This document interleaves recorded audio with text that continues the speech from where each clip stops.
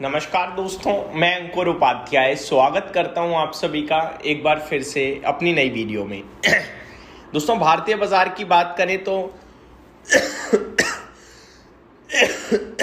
Market नीचे नहीं है, मार्केट ऊपर है। अगर आप नोटिस करें तो नीचे है आपका आईटी क्षेत्र। आप नोटिस कीजिए, स्मॉल कैप इंडेक्स आधा % ऊपर कूद गया है, मिड कैप इंडेक्स 0.17% ऊपर है, बैंक निफ्टी जस्ट अभी अभी हरे निशान में आ गया है। लेकिन उसके बावजूद निफ्टी की बात करें हम 140 पॉइंट नीचे है। ये तो और भी नीचे था, रिकवरी हो गई है, 80 पॉइंट्स के करीब की तो रिकवरी है। ये सब इसलिए हुआ है क्योंकि आज आईटी क्षेत्र परेशान कर रहा है और आईटी क्षेत्र इसलिए परेशान कर रहा है क्योंकि एचसीएल टेक के नंबर्स बाजार को बिल्कुल पसंद नहीं आए हैं। इवन नंबर से ज्यादा प्रॉब्लम आते हुए दिख रही है गाइडेंस से, वो तो बिल्कुल ही पसंद नहीं आ रही। और आईटी ना ऐसा क्षेत्र है जो गाइडेंस पे रिएक्ट करता है, ना कि करंट नंबर्स पे। अब आप देखिए, आईटी इंडेक्स 4% नीचे है। मैं आपको बताना चाहूंगा, निफ्टी में अगर सबसे ज्यादा किसी का वेटेज है तो वो बैंकिंग फाइनेंशियल्स का है, दूसरे नंबर पे आईटी का है। अब आईटी अगर 4% नीचे हो जाएगा तो बाजार को बचा पाना इम्पॉसिबल है। या तो अभी आप यहां से बैंक निफ्टी 2% ऊपर कर दो तो निफ्टी हरे निशान या फ्लैट हो जाएगा पॉजिटिव साइड पे। अदरवाइज कुछ और कितना भी चल जाए, आप देखो ना एफएमसीजी इंडेक्स को देखो, 1% ऊपर है, एनर्जी क्षेत्र 1% ऊपर है, लेकिन उसके बावजूद भी आईटी मार्केट ऊपर है क्या? नहीं है, क्योंकि आईटी का वेटेज है, बाकी किसी का वेटेज नहीं है बैंकिंग को छोड़कर।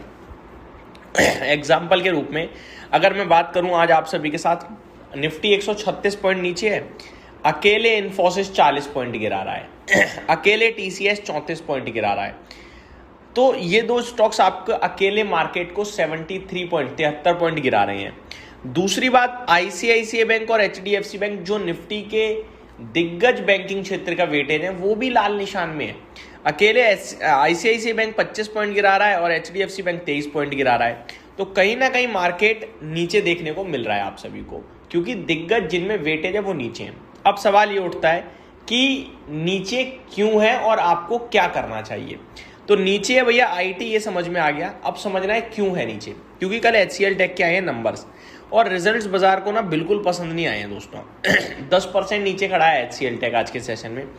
मेरे को, मैं पर्सनल लेवल पे बताऊं, मेरे को एचसीएल टेक जैसी कंपनी नहीं लगती पूरे आईटी क्षेत्र में। मतलब ये सुपर्ब कंपनी है।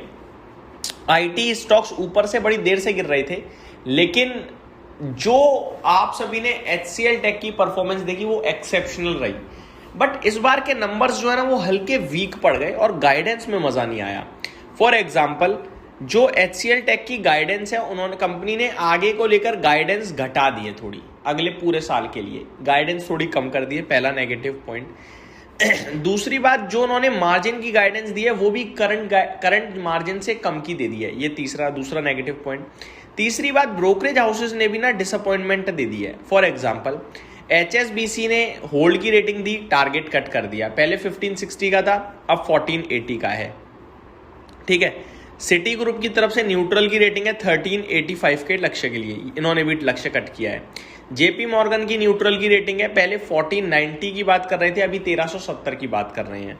नोमुरा एचसीएल टेक पे बाय की कॉल जरूर दे रहे हैं, लेकिन टारगेट पहले 1700 का था, अभी 1600 रह गया है। सीएलएसए की आउट परफॉर्म की रेटिंग है, 1519 का व्यू है। इन्होंने भी ये कहा है कि disappointing Q4 with sharp revenue and deeper margin miss. तो इनके भी हिसाब से नंबर्स तो काफी वीक थे। मोतीलाल ओसवाल ने भी लक्ष्य कट कर दिया है, जो पहले 1700 की बात करते थे, अभी 1650 की। कोटक सिक्योरिटीज ने भी रिड्यूस की रेटिंग दी है, पहले 1425 का व्यू था, अब 1370 है।